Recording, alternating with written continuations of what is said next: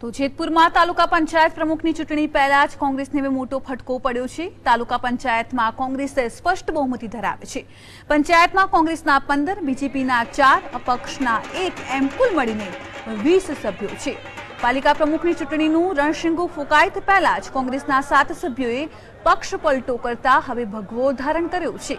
ભાજપના 13 અને કોંગ્રેસના 17 સભ્યોના મતદાન વચ્ચે વિઠ્ઠલ રાદડિયાએ કોંગ્રેસના કાંગરા હવે ખેરવી નાખ્યા છે। ત્યારે કોંગ્રેસે એવો આક્ષેપ કર્યો છે કે ભાજપ લોકતાંત્રિક ઢબે જીતવામાં નિષ્ફળ રહ્યું છે, એટલે કે ધાક ધમકી અને પૈસાના જોરે બળજબરીપૂર્વક કોંગ્રેસના ચૂંટાયેલા પ્રતિનિધિઓને તોડી રહ્યું છે।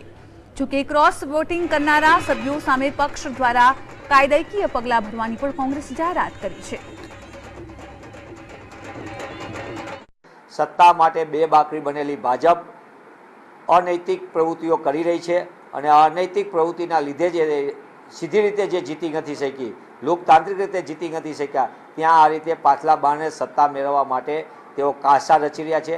કોંગ્રેસ પક્ષ ભારતીય જનતા પાર્ટીના કારનામાને પ્રજા વચ્ચે ખુલ્લું મૂકશે અને જે પક્ષ પલટો કરીને ભારતીય જનતા પાર્ટીના કાવતરામાં સામેલ થયા છે તેની સામે પણ પક્ષ ગંભીર પગલાં લેશે।